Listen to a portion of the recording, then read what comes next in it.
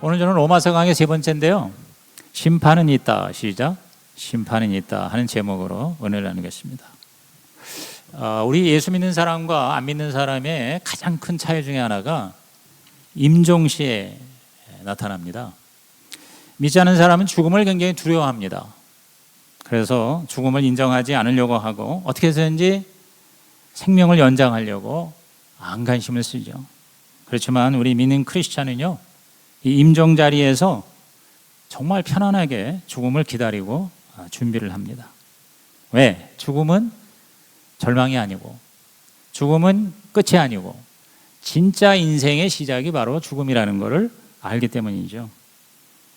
세상에서는 인생을 생로병사 보통 이렇게 얘기하잖아요. 생, 태어나서 늙고 그 다음에 병들고 그리고 죽고 그리고 끝이 난다 그래요. 근데 우리는 절대 그렇지 않습니다. 생로병사에 늘 제가 얘기합니다. 천국이 있다. 아멘입니까? 한번 따라 합시다. 생로병사천. 생로병사천. 네, 이렇게 사시기 바래요. 뭐 우리도 병들고 늙고 뭐 죽지만, 그러나 인생의 최대 문제인 이 죽음의 문제를 해결한 사람이 우리 크리스찬이잖아요. 그래서 첫째, 죽음도 은혜라는 겁니다. 죽음도 은혜다. 시작. 죽음도 은혜다. 자, 우리가 예수 믿고 구원받은 예수 영접 때 가장 중요한 성경 구절의 하나가 요한복음 5장 24절이죠. 암송 구절입니다. 우리 다 같이 읽어봅니다. 시작. 내가 진실로 진실로 너희에게 이르노니 내 말을 듣고 또 나보는 신이를 믿는 자는 영생으로 듣고 심판에 이르지 아니하나니 사망에서 생명으로 옮겼다 그랬어요. 자, 여기 우리가 지난번 확신의 삶 시리즈에서 우리들의 구원의 3단계 다 잊어먹으셨어요? 다 기억하시죠? 내 자신은 그리스도, 내 자신은 그리스도. 그래서 손바닥에 내 자신은 그리스도, 우리의 모든 걸 주관하신다. 그래서 뭐예요? 한 몸, 두 가지 속성, 세 가지 구원의 단계, 네 가지 권위의 원천, 다섯 원리. 여러분, 이거가 여러분의 마음에 확신이 있어야 돼요. 특별히 이 다섯 원리를 날마다 생각하세요. 다섯, 내 안에 품은 영혼, 기도로 전도하고. 다섯, 오른손, 내가 만날 수 있는 사람은 간증으로 전도하고. 기도 전도, 간증 전도. 다섯. 여러분 안에 10명 이상의 영혼 구원을 위해서 품은 그 기도 제목이 있다면 여러분은 정말 축복받은 사람이에요. 여러분, 예수 믿고 복받는 게 딴 게 아니에요. 천하보다 귀한 영혼을 내가 전도해서 하나님 앞에 올려드린다. 최고의 성공이고 최고의 축복입니다. 여러분, 스트레스 받지 마시고 이것이 여러분의 삶의 신앙의 스트렝스가 되시기를 주의 이름으로 축복합니다. 그래서 세 가지 구원, 과거 구원, 현재 구원, 미래 구원이 있잖아요. 여기 보니까 영생을 얻었고는 이건 현재 구원이에요. 지금 현재 저와 여러분이 하나님과 관계를 맺는 삶을 살고 있다는 거예요. 그 다음에 심판에 이르지 않는다. 미래 구원이죠. 사망에서 생명으로 옮겼다. 이건 과거 구원이에요. 그래서 이 말씀을 여러분이 오해하지 않길 바라는데, 여기 보니까 심판에 이르지 않는다. 이 말은 심판을 우리가 안 받는다는 의미가 아니에요. 여기서 말하는 이 심판은 정죄를 받지 않는다는 거예요. 그래서 여러분, 성경을 가지고 오신 분은 거기 관주라는 게 있어요. 관주가 뭐냐면 번호가 있어요, 단어에. 그럼 그 맨 밑에 보면 그 번호가 관주, 이거를 설명해 주고 있어요. 그래서 그 심판에 이르지 않는다는 말에 세 번역이든 또는 개혁판이든 성경 보면은 1번 돼서 밑에 보니까 정죄라는 말이 되어 있습니다. 다시 말해서 예수를 믿으면 정죄받아 지옥 가지 않는다는 얘기지, 우리 마지막에 하나님 앞에 삶의 보고가 없다는 말이 아니에요. 보고가 있어요. 여러분, 옛날에 우리 최영기 목사님 오셔서 부흥에 인도하실 때 설교 중에 하나가 인생은 출장이다. 기억하세요?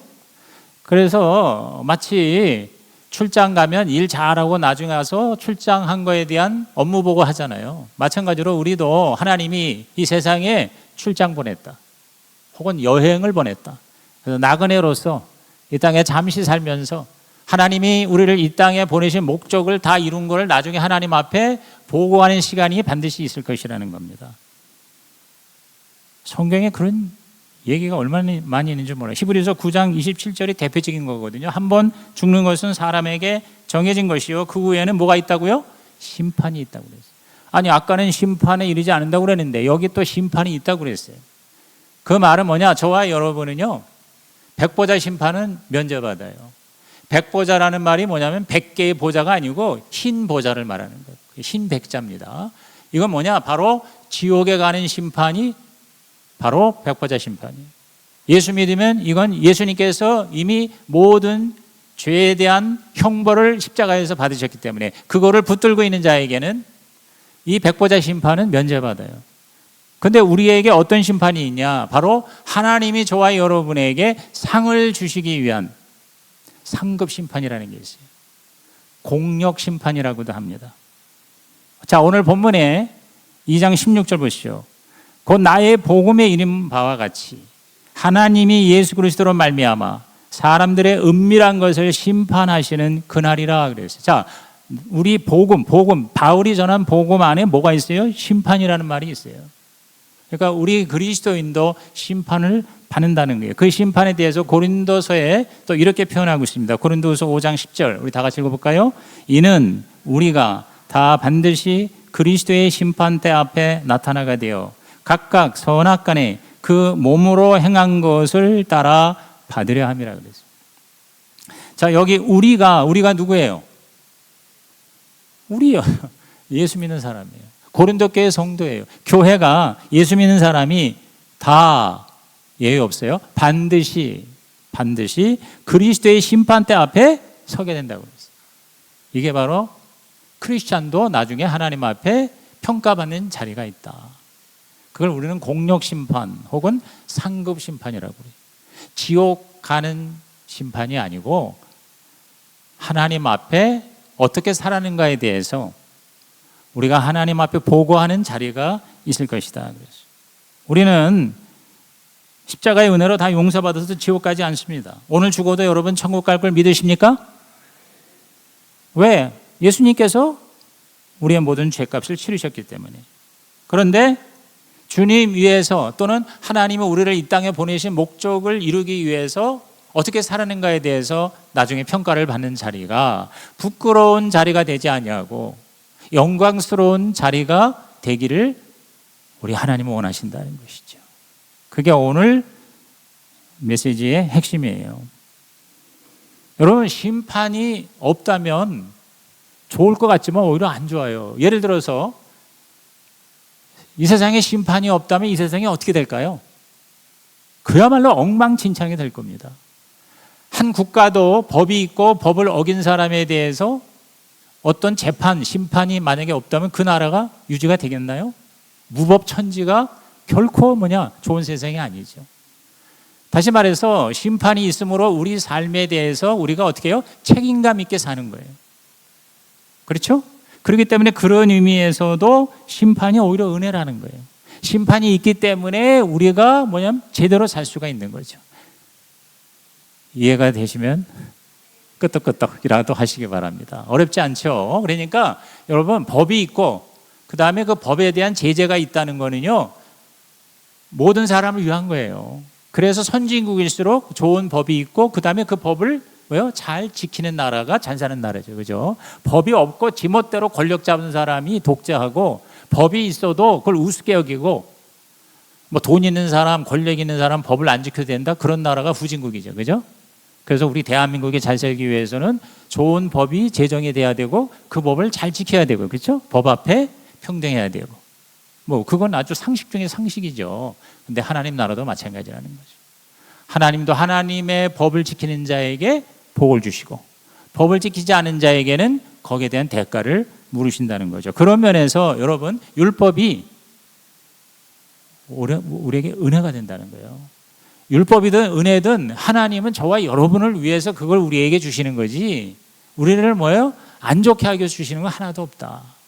하나님은 좋으신 하나님이시다. 동의하십니까?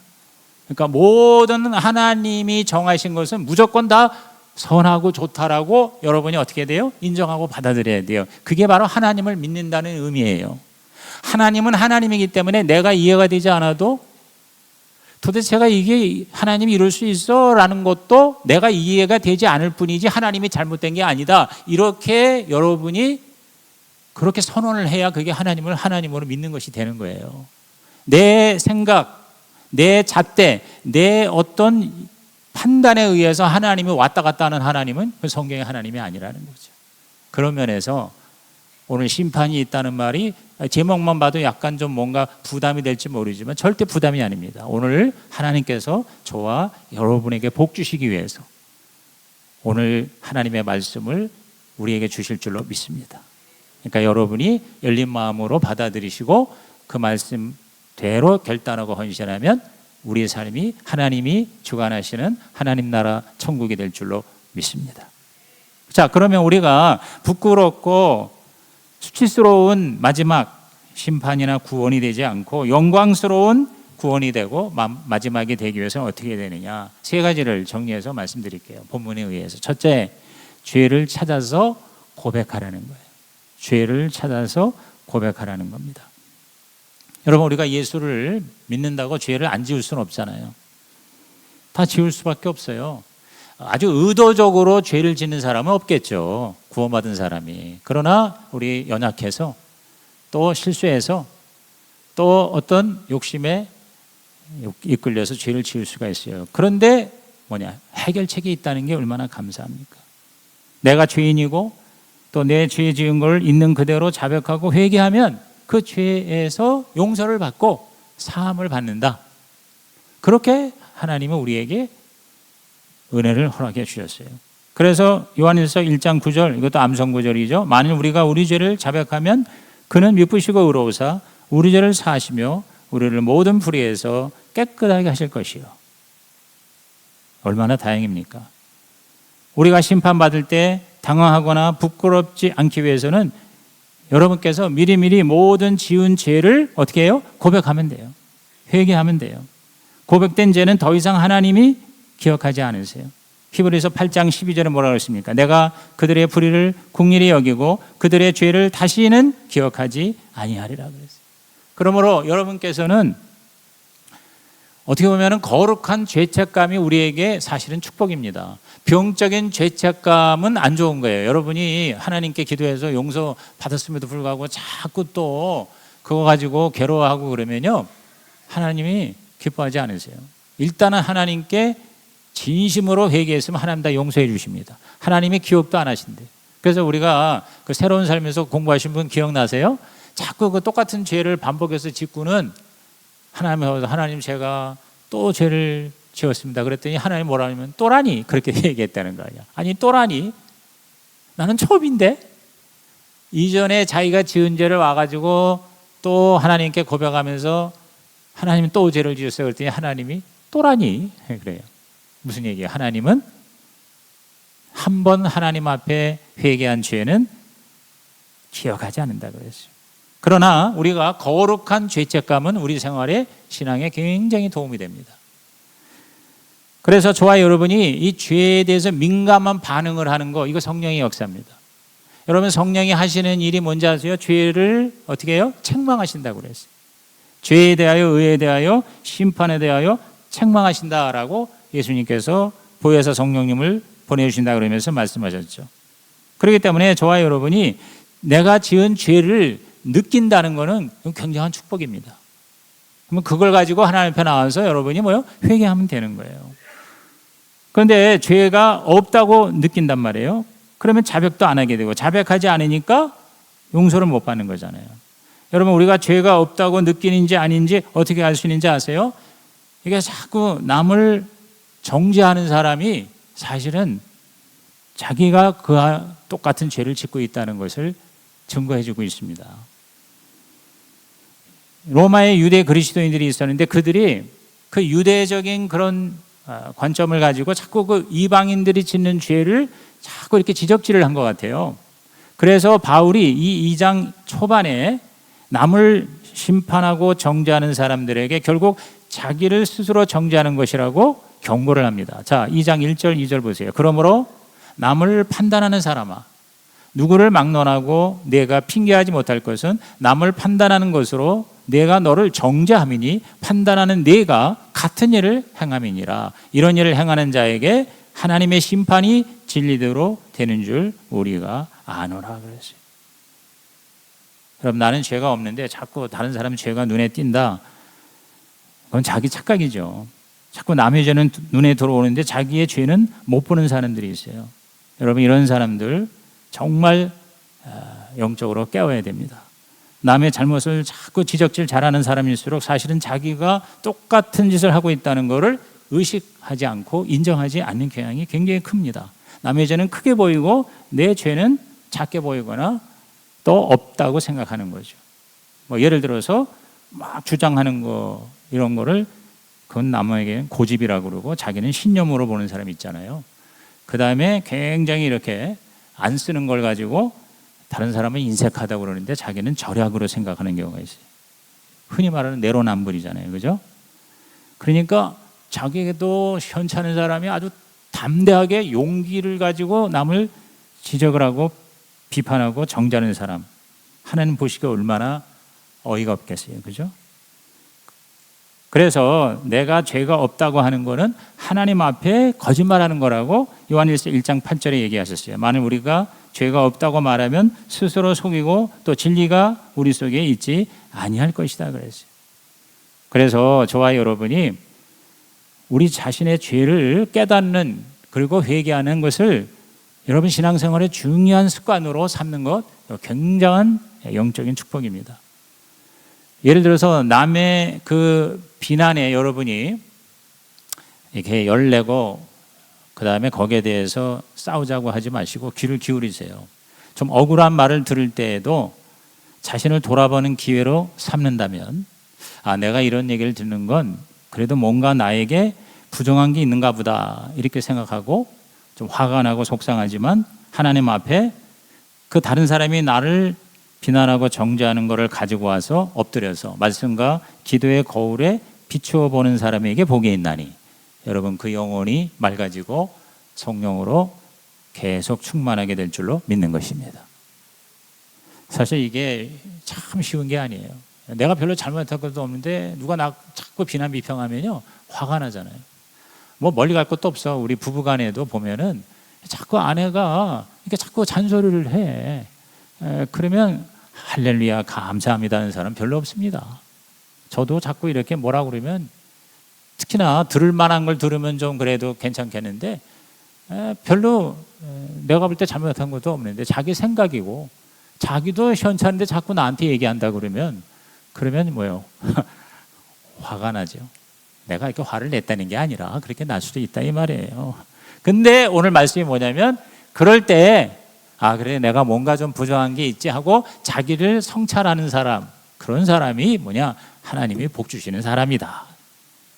제가 이렇게 오늘 설교를 했으니까 조금이라도 좀 그렇게 노력을 해보겠습니다만은, 또 그와 반대로 내가 자꾸 남을 자꾸 비판하는 사람 있잖아요. 자꾸 다른 사람에 대해서 안 좋게 얘기하고 왜 저래 이렇게 얘기하는 사람일수록 그 똑같은 죄를 자기가 짓고 있는 경우가 많다는 것입니다. 왜냐하면 내가 죄를 지을 때 그 죄를 짓고 있는 사람이 이상하게 더 미워지는 거예요. 여러분 그 퇴폐업소 퇴치운동에 앞장선 사람들이 오히려 퇴폐업소에 몰래 드나들다 걸리는 경우가 왕왕 있습니다. 제가 미국에 있을 때 정말 내가 은혜를 많이 받은 사람 중에 지미 스와 같은 목사님이라는 분이 계세요. 정말 성령이 충만하고 엄청나게 많은 사람에게 놀라운 그런 복음과 치유와 그리고 하나님의 역사를 보여주는 분이에요.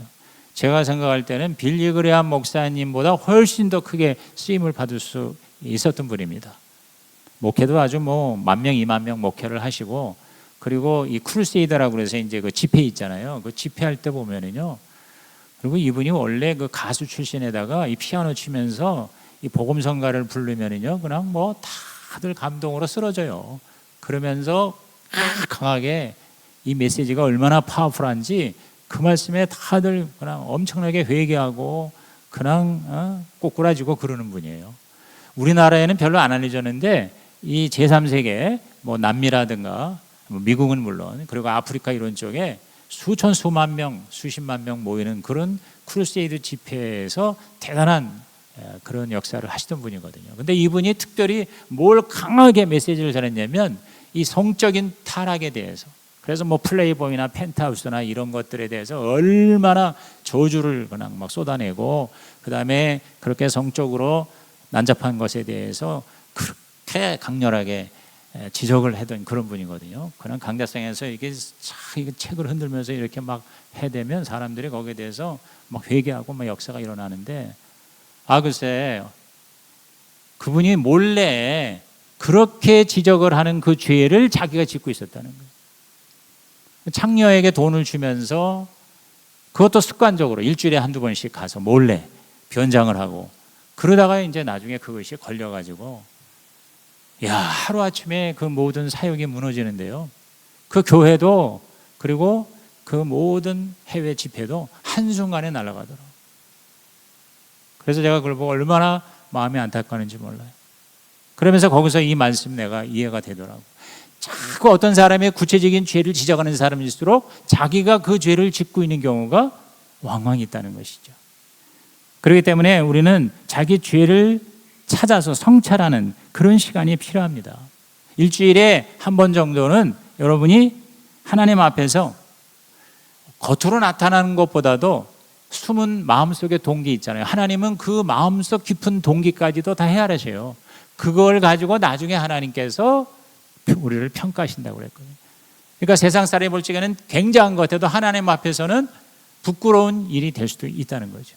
세상 사람이 볼 적에는 아무것도 아닌데 나중에 하나님 앞에 엄청나게 칭찬을 받고 상급을 받을 사람도 있을 수가 있다는 것이죠. 거기에 대해서 여러분이 공감하실 것입니다. 그래서 다윗은요, 시편을 읽어보면 그런 간절한 기도문이 많아요. 시편 139편 23절에 하나님이여 나를 살피사 내 마음을 아시며 나를 시험하사 내 뜻을 아옵소서 그랬어요. 여러분, 저와 여러분의 마음의 생각을 누가 알겠어요? 여러분, 마귀도 몰라요. 하나님하고 나만 알아요. 근데 하나님께서 그 마음속 깊은 뜻과 생각도 하나님은 아신다. 그러면서 그걸 드러내자는 거죠. 그래서 여러분이 그렇게 따로 시간을 정하는 이런 경건한 삶을 사는 거 정말 대단한 축복인데요. 꼭 뭐 그렇게 날을 정하지 않더라도 좋은 방법이 하나 있다고 생각해요. 그게 뭐냐면 주일날 하루만이라도 여러분이 하나님과 이렇게 독대하는 자리를 가지라는 거죠. 그래서 제 생각엔 주일 예배 여러분이 지금 11시 예배라면 시간 다 돼서 오지 마시고 한 30분 좀 일찍 오세요. 일찍 와가지고 성전에 앉아서 하나님 앞에 내가 자기 자신을 한번 이렇게 내려놓으세요. 그리고 자기만 아는 죄를 하나님 앞에 고백하세요. 그리고 자기가 알지 못하면서 모르게 지은 죄도 있을 거 아니에요. 그런 것까지도 하나님 생각나게 해달라고. 그렇게 마음밭을 여러분이 고백하고 회개하고 준비된 마음으로 또 준비 찬양도 하고 그리고 예배를 드린다면 제가 볼 때 똑같은 예배라도 굉장히 그 예배가 주는 감동과 은혜가 다를 것 같아요. 그렇게 미리 와서 하든지 아니면 예배 끝나고 나서 빨리 나가려고 하지 말고 한 10분이라도 축도 끝난 다음에 좀 앉아 계세요. 앉아 계시면서 오늘 내가 예배 드리고 하나님 주신 말씀을 한번 이렇게 돌아보면서, 이 헌신대 앞에 나오는 것도 그런 시간이겠지만 꼭 안 나오더라도 여러분이 자기 자신을 한번 돌아보는 그런 시간이 됐으면 좋겠어요. 이런 사람들, 다시 말해서 우리가 그저 하나님은 뭐 좋으신 하나님이니까 이건 어린 신앙이고요. 정말 우리가 하나님 앞에라는 이 개념은 얼마나 여러분 무시무시한 진지한 그러한 행위인지 몰라요. 그래서 저와 여러분이 이 죄에 민감한 사람일수록 영성이 깊어지는 거예요. 예를 들어서 사무엘 선지자가 뭐라고 했어요? 내가 기도하기를 쉬는 죄를 범치 않게 하소서 그랬어요. 우리가 생각할 때 아니 뭐 기도 좀 못한다고 그게 죄야? 이렇게 생각할지 모르는데 사무엘은 그거를 하나님 앞에 죄로 여길 정도로 그렇게 센시티브 했어요. 그게 바로 하나님 앞에서 다윗이나 사무엘이나 끊임없이 하나님 앞에 성찬을, 도저히 사실 우리가 하나님 앞에 나갈 수가 없는 존재입니다. 전적인 십자가의 은혜로 우리가 하나님 앞에 나가잖아요. 그래서 자기를 돌아보고 저와 여러분께서 나중에 하나님 앞에 설 때 부끄럽고 수치스러운 심판이 아니라 영광스러운 하나님이 칭찬하고 인정하는 상급을 받는 자리가 되시기를 주님의 이름으로 축원합니다. 두 번째, 행함으로 믿음을 증명하라는 거예요. 행함으로 믿음을 증명하라는 것입니다. 여러분이 하나님 앞에 부끄러운 심판, 되지 않고 영광스러운 마지막이 되기 위해서는 내가 믿는다는 걸 삶으로 보여준 것이 있어야 된다는 거죠. 그죠? 마태복음 25장에 보면 그 말세의 심판에 대한 비유가 나와요. 거기 뭐 달란트 비유도 나오고요. 그 다음에 양과 염소의 비유도 나오죠. 그죠? 그때 달란트도 보면은 열심히 해서 뭔가 남긴 것을 하나님은 뭐예요? 착하고 충성된 종이라고 칭찬하고 상을 주셨잖아요. 그런데 남기지 않은 자는 악하고 게으른 종이라고 하나님이 꾸중하셨거든요. 또 양과 염소의 비유에서도 보면은 그 복을 받을 자들에 대한 상속으로 특히 마태복음 25장 35절에 보면 내가 줄일 때 너희가 먹을 것을 주었고 목마를 때 마시게 하였고 나가는 데서 때 영접하였고 아니 언제 우리가 주님을 그렇게 한 적이 없는데요. 작은 소자에게 한 것이 나에게 한 것이다. 그러면서 하나님께서 마지막 날 심판 때 상급을 주시고 칭찬을 하셨거든요. 믿음은 바로 뭐예요? 행함이라는 것이죠. 여러분이 정말 믿으면 그대로 행동을 하게 된다는 것이죠. 예를 들어서 일기예보에 태풍이 어느 지역에 온다. 그러면 그 일기예보를 믿는다면 여러분 그 지역에 가겠어요? 안 가겠어요? 안 가죠. 진짜 믿으면 거기 가지 않습니다. 마지막 심판에 대한 이 믿음이 확실하다면 우리는 뭐예요? 그 하나님의 말씀대로 내가 믿는다면 그대로 내가 행하여 그 행함의 결과가 열매가 있어야 된다는 것이죠. 그래서 바울은 3절에서 모든 사람이 심판을 피할 수 없다고 말하면서 6절에 행한 대로 보응하실 것이라고 자세하게 권면하고 있습니다. 자 보십시오. 3절에 이런 일을 행하는 자를 판단하고도 같은 일을 행하는 사람아 내가 하나님의 심판을 피할 줄로 생각하느냐. 여기 행한다는 말이 나오잖아요. 그죠? 좋은 일을 하든 나쁜 일을 하든 행하는 자 이렇게 얘기했어요. 그러면서 6절에 보세요. 하나님께서 각 사람에게 그 행한 대로 보응하시되 행한 대로 보응하시되 참고 선을 행하여 영광과 존귀와 썩지 아니함을 구하는 자에게는 영생으로 하시고 오직 당을 지어 진리를 따르지 아니하고 불의를 따르는 자에게는 진노와 분노로 하시리라. 9절에 악을 행하는 각 사람의 영에는 환난과 곤고가 있으리니 먼저는 유대인에게요 그리고 헬라인에게며 10절 선을 행하는 각 사람에게는 영광과 존귀와 평강이 있으리니 먼저는 유대인에게요 그리고 헬라인에게로다 그랬어요. 그래서 우리가 행하는 대로 이 땅에서도 복을 받을 뿐만 아니라 그 행한 대로 나중에 하나님 앞에서 상을 받을 수가 있을 것이다 이렇게 얘기를 해요.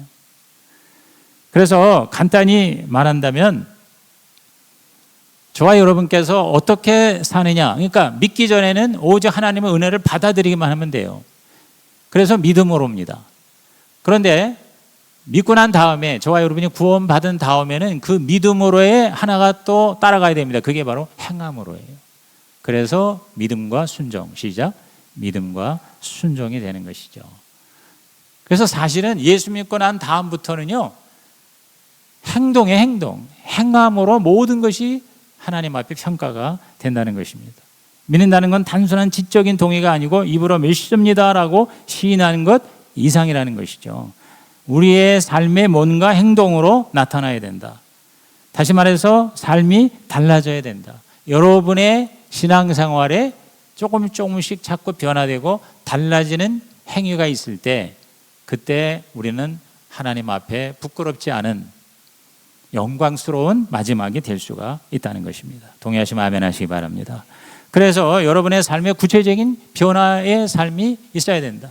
예를 들어서 옛날에는 다 내 거라고 생각했는데 이제는 예수 믿고 하나님 말씀대로 모든 게 하나님으로부터 왔다는 것을 믿음으로 행동으로 보여주는 게 뭡니까? 11조잖아요. 그러니까 11조 생활을 안 하던 사람이 11조 생활을 한다는 건 뭐냐면 그 사람이 믿음이 있다는 걸 말하는 거예요. 증거가 되는 거거든요. 또 남을 막 용서하지 못하던 사람이 용서를 하게 됩니다. 예수 믿고 나서. 그래서 그 용서의 행위가 하나님한테 믿음으로 의로 인정을 받는 거죠. 교회 중심으로 살기 위해서 가급적 교회 근처로 이사를 오는 그런 행위, 이것이 만약에 그 사람의 믿음의 증거가 된다는 거죠. 이혼할 상황인데도 끝까지 버티고 이혼하지 않고 용서하고 사랑하고 품어줌으로 가정을 지키려고 하는 그러한 행함, 이것이 하나님 보시기에 아름다운 하나님의 칭찬이 될 수가 있다. 오늘 저와 여러분께서 나에게 하나님 앞에 보여줄 게 있는가, 이걸 한번 돌아보자는 거죠. 자, 첫째는 내가 죄가 있으면 회개를 해서 그걸 다 하나님 앞에 용서를 받아야 되고, 둘째, 내가 내 믿음을 행위로, 열매로 할 수 있으면 풍성하게 남기는 것이 결국 이 땅에서도 잘 되고 나중에 하나님 앞에서도 인정과 상급과 칭찬을 받는 영광스러운 구원이 되고 심판이 되는 오늘 저와 여러분 모두가 다 되시기를 예수의 이름으로 축복합니다. 마지막 세 번째는 뭐냐? 양심을 따라서 살라는 거죠. 양심을 따라서 살라는 것입니다. 우리가 이제 전도를 하다 보면은요, 이제 이런 질문을 받을 때가 있어요. 저도 여러 번 그런 질문을 받았습니다. 꼭 예수를 믿어야만 구원을 받느냐? 그렇습니다. 그래서 복음을 전합니다. 그러면 이렇게 얘기를 해요. 아니, 그러면 조선시대 사람, 복음이 전파되기 전에 고구려 시대 사람, 그분들은 어떡합니까? 그런 얘기를 해요. 지금도 아직 전도가 안 된 그런 곳에서 있는 사람은 그러면 예수 믿지 않고, 왜? 그들은 믿고 싶어도 듣지를 못했으니까 그러면 죽으면 지옥 갑니까? 그러면 그 하나님이 공평한 하나님이 아니지 않습니까? 그런 질문을 할 때가 있어요. 여기에 대한 답을 우리 바울이 어느 정도 우리에게 말해주는 것 같습니다. 그게 12절 이하입니다. 제가 읽어볼게요. 무릇 율법 없이 범죄한 자는 또한 율법 없이 망하고 무릇 율법이 있고 범죄한 자는 율법으로 말미암아 심판을 받으리라. 자, 율법이 있든 없든 결국 심판을 받게 되는데 하나님 앞에서는 율법을 듣는 자가 의인이 아니요 오직 율법을 행하는 자라야 의롭다 하심을 얻으리니 율법 없는 이방인이 본성으로 율법의 일을 행할 때에는 이 사람은 율법이 없어도 자기가 자기에게 율법이 된다. 그 본성을 또 다시 15절에 이렇게 얘기합니다. 이런 이들은 그 양심이 증거가 되어 그 생각들이 서로 혹은 고발하며 혹은 변명하여 그 마음에 새긴 율법의 행위를 나타내느니라. 곧 나의 복음에 이른 바와 같이 하나님이 예수 그리스도로 말미암아 사람들의 은밀한 것을 심판하시는 그날이라 그랬어요. 자, 예수의 이름을 전혀 들어보지 못한 사람들, 그들이 결국 죽어서 멸망을 당하고 그리고 심판을 받는 것은요, 복음이 전파되지 않아서 예수를 안 믿어서라기보다 그 전에 그들이 죄를 지었기 때문에 심판을 받는 것일 뿐입니다. 우리가 오해하지 말아야 될 것은 안 믿어서가 아니라 죄를 지었기 때문에 인간은 결국 심판을 받고 지옥에 가는 것이에요. 그런데 예수님의 십자가 복음을 듣고 그 죄를 우리는 용서받고 지옥 가지 않고 천국 가잖아요. 그게 복음이잖아요. 그러면 그 복음이 전파되지 않은 곳에 있는 사람은 어떻게 할 것이냐? 그들에겐 양심이라는 것이 있다 하고 양심 얘기를 합니다. 하나님이 인간에게 양심을 주셨어요. 양심은 인간과 짐승을 구별하는 하나님의 형상, 하나님의 모양의 일부분이죠. 여러분, 개나 돼지가 양심이 괴로워서 잠을 못 자고 눈물을 흘리고 밥을 안 먹는 경우 봤습니까? 없어요. 인간만이 그래요.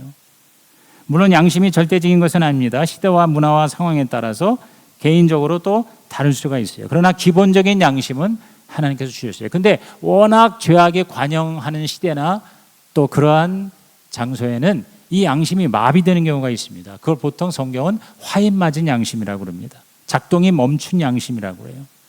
양심이 죽은 거죠. 그런데요, 우리가 예수를 믿으면 이 양심이 살아나요. 그래서 예수 믿는 사람일수록 더 양심이 민감하게 작동을 합니다. 그래서 하나님께서 성령으로 그 양심을 통해서 우리 가운데 말씀하세요. 그래서 하나님이 저와 여러분을 인도하는 방법이 크게 두 가지인데요. 첫째가 성경 말씀이고요. 둘째가 우리 안에 있는 양심이 역사하는 거예요. 그래서 성령님께서 저와 여러분의 양심을 통해서 우리 가운데 말씀하시는 거예요. 죄를 깨닫게 하시고 또 회개케 하시고 또 선을 의를 행하도록 성령께서 우리 가운데 살아난 양심 그리고 회복된 양심을 통해서 말씀하시는 것이죠. 그러므로 오늘 저와 여러분이 그 양심의 목소리를 듣고 그 양심대로 살 때에 저와 여러분의 이 땅에서의 삶도 아름다운 삶이 되고 하나님 앞에서도 부끄럽지 않은 영광스러운 마무리가 될 수가 있을 것이다. 이것이 오늘 바울이 얘기하는 것입니다. 그래서 로마서 2장 7절에 참고 선을 행하여 영광과 존귀와 썩지 아니함을 구하는 자에게는 영생으로 하시고 그랬어요. 그러므로 오늘 저와 여러분이 이렇게 기도하고 말씀을 통해서 여러분의 양심이 더욱더 성령님의 그 임재에 민감하게 대응을 하여 각자에게 주시는 수준이 따라 다르죠. 그래서 아까 제가 얘기한 사무엘 같은 경우에는 그 신앙 양심이 기도하는 거를 쉬는 거를 죄라 여길 정도로 하나님을 사랑했었거든요. 다 사무엘처럼 될 수는 없어요. 그러니까 하나님이 여러분의 수준에 맞춰서 여러분 가운데 양심 통해서 말씀하실 때가 있어요. 그때 여러분이 그거를 경청을 하시고 그걸 거부하거나 그거를 무시하지 마시고 하나님의 말씀으로 받아들임으로 여러분의 삶이 더 하나님 앞에 영광스럽고 존귀한 삶이 되시고, 그리고 마지막, 자 10절에 뭐라 하십니까? 선을 행하는 각 사람에게는 영광과 존귀와 평강이 있으리니 먼저는 유대인에게요 그리고 헬라인에게로다 그랬어요. 따라합시다. 영광과 존귀와 평강이죠. 오늘 저와 여러분의 삶이 그렇게 되시고 또 나중에 마지막이 그러나 멋진 마무리가 되시기를 주의 이름으로 축복합니다. 제가 지난주에 모처럼 이제 오사님 기도원에 가서 집회를 인도하고 또 기도하면서 그런 어떤 하나님의 감동을 받았어요. 앞으로의 삶이 갈수록 더 하나님의 모습이 되도록, 그래서 그게 제가 여러 번 얘기했죠. 하나님은 참되시고 선하시고 아름다우신 분이다. 한번 따라합시다. 참되고 선하고 아름다운 것, 이것을 추구하는 삶을 살자. 그게 바로 진선미잖아요. 한자로 진선미예요. 근데 그걸 어떻게, 진선미를 내가 어떻게 추구하느냐, 그 어떻게에 대해서도 제가 묵상을 하게 됐어요. 특히 그 조영기 목사님과 최자실 목사님의 그 사역을 통해서 세계 최대의 교회와 세계 최대의 그 기도원이 아직도 이렇게 수많은 사람에게 꿈과 희망을 주는 걸 통해서 이 좋은 신앙의 유산을 내가 잘 이어받아서 더 내 삶과 사역에 이것을 반드시 적용해야 되겠다. 근데 제가 그 믿음의 선조들이 보니까 세 가지 특징이 있는데, 첫째가 긍정이고요, 둘째가 열정이고요, 셋째가 인정이더라고요. 그래서 하나님이 쓰시는 사람의 특징이 절대 긍정, 열정, 인정이에요. 3정인데 그걸 가만히 또 생각해 보니까 긍정은 믿음이고 열정은 소망이고 인정은 사랑이거든요. 그게 바로 믿음, 소망, 사랑, 신망이더라고요. 이게 다 그 성경에서 나온 거더라고요. 그래서 진선미의 삶을 이 신망의 긍정, 열정, 인정의 삶으로 살아야 되겠다. 오늘 여러분과 여러분의 자녀들이 그런 삶의 모습이 다 되시기를 예수의 이름으로 축복합니다. 이제 결단 카드 꺼내시고요. 오늘 하나님이 여러분이 주시는 말씀을, 음성을 적고 결단하며 헌신하시는 시간 되시길 바랍니다.